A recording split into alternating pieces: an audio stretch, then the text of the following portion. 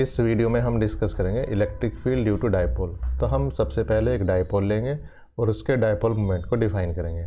इसके बाद हम दूसरे वीडियो में जो हमने पोटेंशियल का एक्सप्रेशन निकाला था उस पोटेंशियल के एक्सप्रेशन को डायरेक्ट लिखेंगे और वहाँ उस पोटेंशियल के एक्सप्रेशन से हम इलेक्ट्रिक फील्ड का एक्सप्रेशन फाइंड आउट करेंगे। इलेक्ट्रिक फील्ड के लिए हमें क्या करना होता है, negative of the gradient of potential को यूज करेंगे और उसको फिर सोल्व करेंगे, जिससे हम इलेक्ट्रिक फील्ड का एक्सप्रेशन निकालेंगे वेक्टर फॉर्म में। इसके बाद हम दो अलग अलग केसेस के लिए इलेक्ट्रिक फील्ड को फाइंड करेंगे, एक एक्सिस के लॉन्ग और दूसरा परपेंडिकुलर बाइसेक्टर के लॉन्ग, जिसे हम इक्वेटोरियल पॉइंट भी कह सकते हैं। चलिए शुरू करते हैं। तो इसके लिए हम एक डायपोल लेते हैं। डायपोल का मतलब दो चार्ज हैं जिनके बीच डिस्टेंस काफ़ी स्मॉल है। ये एक्चुअली नेचुरली ही फॉर्म होते हैं, आर्टिफिशियल डायपोल नहीं है। मतलब किसी जो मॉलिक्यूल है उसके चार्ज सेंटर अगर एक जगह नहीं है तो वो उसे हम डायपोल कह सकते हैं। तो यहाँ इसे हम कहेंगे क्या, ये हमारा ए वेक्टर हो सकता है जिसका मैग्नीट्यूड ए है और डायरेक्शन है -q से +q। इससे अगर हम इसका जो रेफरेंस पॉइंट है या इनिशियल पॉइंट है, इससे r डिस्टेंस पर एक पॉइंट हम ले लें तो उसे हम इसका पोजीशन वेक्टर भी कह सकते हैं। इसे मैं कहूँगा p।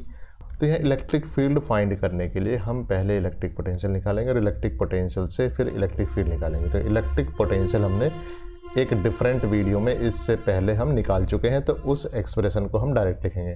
तो इलेक्ट्रिक पोटेंशियल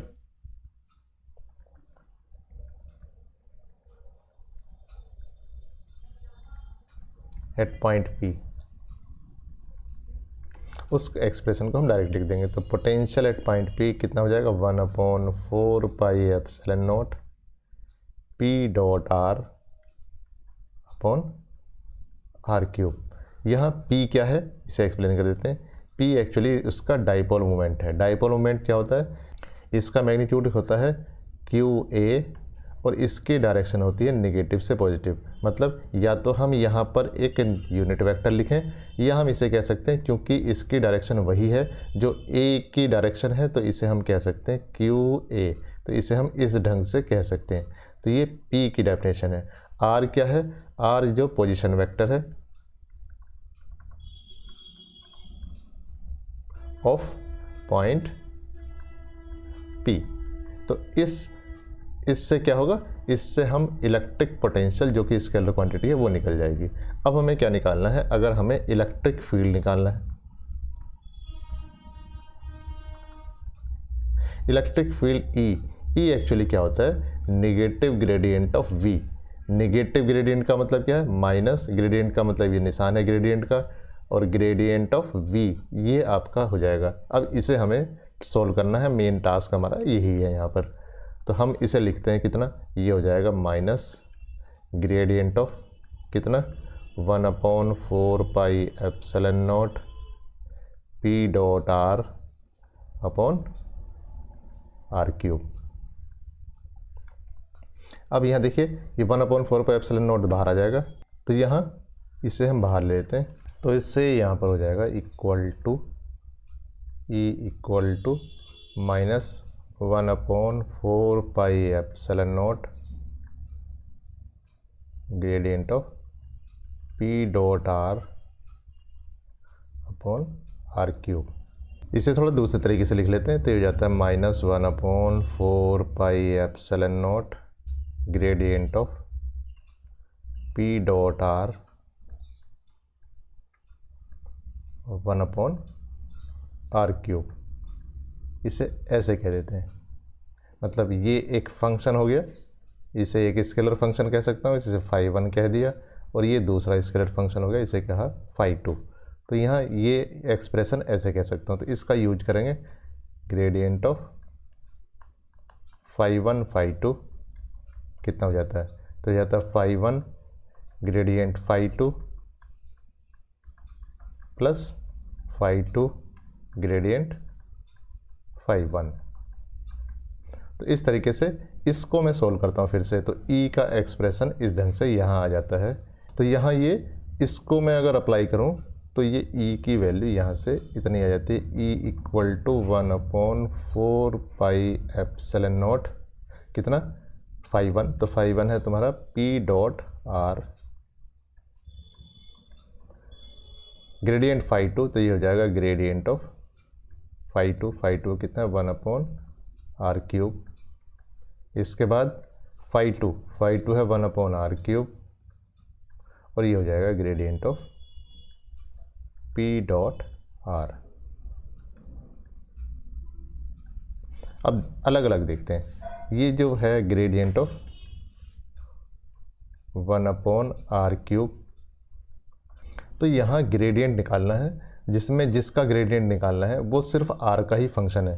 तो अगर ये ग्रेडियंट इस तरीके से है कि ये सिर्फ r का ही फंक्शन है, तो उसे सिर्फ एक ही टर्म लिखना होगा, या कह सकते हैं del over del r fr, इसका डिफ्रेंशिएशन, और ये r कैप। तो यहाँ इसका यूज करेंगे तो कितना हो जाएगा, ये हो जाएगा डेल ओवर डेल r कितना 1/r³, इसका partial differentiation with respect to r, और ये हो जाएगा r कैप। तो इसे क्या कह सकते हैं, ये हो जाएगा -3/r⁴ r कैप, या इसे और थोड़ा कह सकता हूँ, ये हो जाएगा -3 r वेक्टर अपॉन r⁵। अब दूसरा देखते हैं, इसको देखते हैं ये कितना है। तो ये कितना है, देखिए यहाँ से क्या है, ग्रेडियंट ऑफ, ये है ग्रेडियंट ऑफ p.r। अब इसे मुझे कार्टेशियन सिस्टम में लिखने से फ़ायदा होगा। p.r कितना होगा, तो इसके लिए ग्रेडियंट ऑफ p.r, p को क्या लिख सकता हूँ मैं, यहाँ देखते हैं। p आपका कितना होगा, pxi cap plus pyj cap plus pzk cap, और r कितना है, ये r है आपका xi cap plus yj cap plus zk cap. तो इसका मतलब ये हो गया आपका कितना, pxx plus pyy plus pzz, क्योंकि इसका और इसका डॉट प्रोडक्ट कितना हो जाएगा, ये pxx pyy और pzz। अब देखिए यहाँ पर अगर मैं इसका डिफ्रेंशिएशन करूँगा, यानी कि ग्रेडियंट निकालूंगा, तो ग्रेडियंट पहले x के रेस्पेक्ट में निकालूंगा, उसे आई कैप लिखूंगा। अब यहाँ पर ये जो x कंपोनेंट है p का, ये एक्चुअली फिक्स है, या कह सकते हैं p एक कांस्टेंट वेक्टर है। p चूँकि कांस्टेंट वेक्टर है तो उसका differentiation with respect to x कितना होगा, 0 होगा। तो अगर मैं इस पूरे एक्सप्रेशन का पार्शियल डिफ्रेंशिएशन करूँ x के रेस्पेक्ट में, तो मुझे क्या मिलेगा, px ही मिलेगा। इसका डिफ्रेंशिएशन 0 होगा, इसका 0 होगा, और इसको करूँगा तो ये x का 1 हो जाएगा, px होगा। तो ये वैल्यू आ जाएगी इतनी। इसका मतलब y के रेस्पेक्ट में करूँगा तो कितनी आ जाएगी, ये आ जाएगी pyj कैप, और z के रेस्पेक्ट में करूँगा तो कितना आ जाएगा, pzk कैप। इसका मतलब ये क्वांटिटी आपकी कितनी हो जाती है, p वेक्टर ही हो जाती है। तो इन दोनों चीज़ों को, इसको यहाँ पर और इसको भी मैं इस फर्स्ट एक्सप्रेशन में लिख दूंगा, तो e की वैल्यू मेरे पास आ जाएगी। तो e इक्वल टू कितना आ जाता है, तो इन दोनों को सब्स्टिट्यूट करने के बाद e का एक्सप्रेशन आ जाता है। तो e का एक्सप्रेशन आ जाएगा -1/4πε0। देखते हैं एक बार ऊपर क्या था, ऊपर ये था, देखिए p.r है और ये ग्रेडियंट है, 1/r³ है और फिर ग्रेडियंट है। तो ये हो जाएगा p.r और ये ग्रेडियंट कितना था, ये था -3r वेक्टर अपॉन r⁵। फिर था 1/r³ और ये ग्रेडियंट था, उसकी वैल्यू यहाँ पर आ गई है p वेक्टर। ये देखिए माइनस, तो ये माइनस अंदर जाकर क्या हो जाएगा, ये हो जाएगा प्लस। तो देखिए इसका जो माइनस साइन है इसे मैं यहाँ एब्जॉर्व करता हूँ, तो e का एक्सप्रेशन ये कुछ ऐसे आ जाता है, e equal to 1/4πε0 3 p.r r vector upon r⁵ minus p vector upon r³। तो इस तरीके से मेरे पास ये क्या आ जाता है, इलेक्ट्रिक फील्ड का एक्सप्रेशन आ जाता है। तो ये इलेक्ट्रिक फील्ड का एक्सप्रेशन है, जहाँ पर हमारे पास दो ही चीज़ें हैं। तो ये p वेक्टर क्या है, ये एक्चुअली डाइपोल मोमेंट है जो ऊपर ही बताया था, और जो r है ये पोजीशन वेक्टर है, position vector of point P। तो अब देखते हैं, हम दो स्पेशल केसेस मिलेंगे। एक अलोंग एक्सिस, एक परपेंडिकुलर बाइसेक्टर। तो पहले अलोंग एक्सिस लेते हैं, case 1 along axis. Along axis कहने का मतलब क्या है, अगर आपके पास ये माइनस क्यू चार्ज है, ये प्लस क्यू चार्ज है, तो जो पी की डायरेक्शन होगी यही होगी, या कह सकते हैं ए की डायरेक्शन ये होगी। इसी एक्सिस के अलोंग अगर यहाँ पर एक पॉइंट ले लेता हूँ पी, तो यहाँ से उसका जो पोजीशन वेक्टर होगा वो आर होगा, और इसमें थीटा कितना हो जाएगा, 0 हो जाएगा। तो पी और आर इस समय क्या होंगे, ये एक ही डायरेक्शन में होंगे, तो ये पी डॉट आर यहाँ पर। तो इस केस में P dot R will be equal to P R cos 0 equal to P R. तो तब इलेक्ट्रिक फील्ड की वैल्यू कितनी हो जाएगी, तो electric field vector will be equal to 1/4 pi epsilon naught 3 P R R vector upon R raise पर 5। तो ये हो जाएगा minus P vector upon R cube.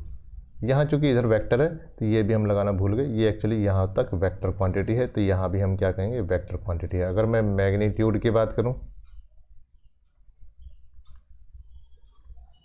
तो यहाँ E का मैग्नीट्यूड हो जाएगा, E will be equal to 1/4 pi epsilon naught 3 P R R upon R S पर 5 minus P upon R cube. तो ये कितना हो गया, ये देखिए यहाँ पर हो गया 1/4 पाई एप्सिलॉन नॉट, ये कितना हुआ 3 पी अपॉन आर एस पर आर क्यूब, ये ब्रैकेट है एक्चुअली यहाँ पर, R cube minus P upon R cube. तो इससे कितना हो जाता है, ये हो जाएगा देखिए यहाँ पर E का मैग्नीट्यूड आ गया 1/4 pi epsilon naught 2 P upon R cube. E की वैल्यू जाती है, ये कब है, जब एक्सिस के अलोंग है। और इसकी डायरेक्शन क्या होगी, इसकी डायरेक्शन वही होगी, देखिए P की डायरेक्शन होगी, क्योंकि यहाँ R की डायरेक्शन वही है, P की डायरेक्शन वही है, तो ये डायरेक्शन वही होगी जो P की डायरेक्शन है। इसका मतलब इलेक्ट्रिक फील्ड यहाँ कितना होगा, इसे एक बार बना देते हैं। तो यहाँ पर ये आपकी इलेक्ट्रिक फील्ड की डायरेक्शन होगी, तो इलेक्ट्रिक फील्ड की डायरेक्शन वही होगी जो R की डायरेक्शन है और जो P की डायरेक्शन है। चूँकि दोनों एक ही डायरेक्शन में है तो ये तीनों की डायरेक्शन क्या होगी, आपकी सेम डायरेक्शन ही होगी। अब देखते हैं अलोंग परपेंडिकुलर बाइसेक्टर। अगर केस 2 लें, केस 2 अलोंग परपेंडिकुलर बाइसेक्टर या इक्वेटोरियल, मतलब इसका ये, अगर आपके पास ये चार्ज है, ये चार्ज है, ये आपका क्या है, डाइपोल मोमेंट है, ये माइनस क्यू चार्ज है, प्लस क्यू चार्ज है, तो इसका जो परपेंडिकुलर बाइसेक्टर होगा उसे हम कहेंगे इक्वेटोरियल पॉइंट। तो यहाँ पर ये पॉइंट क्या है, ये पॉइंट आपका P है। तो इस पॉइंट P पर हमें इलेक्ट्रिक फील्ड निकालना है। इलेक्ट्रिक फील्ड का वेक्टर एक्सप्रेशन था E was 1/4 pi epsilon not, कितना था ये, तो ये यहाँ से देखते हैं, ये था आपका कितना 3 P dot R R R 5 minus P upon R cube. तो इक्वल टू हो जाता है bracket 3 P dot R R vector upon R S पर 5 minus P vector upon R cube. तो इस केस में क्या है, तो इक्वेटोरियल पॉइंट पर ये पी वेक्टर और आर वेक्टर क्या है, परपेंडिकुलर है। इसका मतलब थीटा इक्वल टू कितना हुआ, 90 डिग्री है। तो कॉस 90 कितना हो जाएगा, कॉस 90 हो जाएगा 0। इसका मतलब पी डॉट आर कितना हो गया, ये हो गया पी आर कॉस 90, जो कि कितना है, 0 है। तो ये पहला वाला जो टर्म है ये एक्चुअली कितना हो जाता है, ये 0 हो जाता है। तो E की वैल्यू जाती है यहाँ से, तो E वेक्टर कितना होगा, ये हो जाएगा -1/4 pi epsilon naught P vector upon R cube. और अगर मैं इसके मैग्नीट्यूड की बात करूं तो ये इतना हो जाएगा,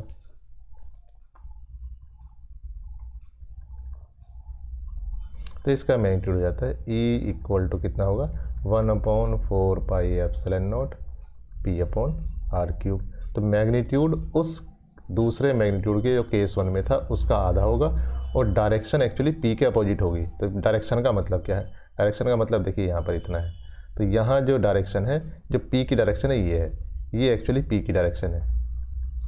इस तरफ, ये इस तरफ डायरेक्शन किसकी है, पी की। इसका मतलब यहाँ पर जो इलेक्ट्रिक फील्ड होगा इस डायरेक्शन के अपोजिट होगा, तो ये इलेक्ट्रिक फील्ड की डायरेक्शन है। ठीक है, तो इस तरीके से हमने इलेक्ट्रिक फील्ड के एक्सप्रेशन को फाइंड किया, और दो स्पेशल केस में हमने इलेक्ट्रिक फील्ड को फाइंड करा, अलोंग एक्सिस और परपेंडिकुलर बाइसेक्टर या इक्वेटोरियल पॉइंट। Thank you.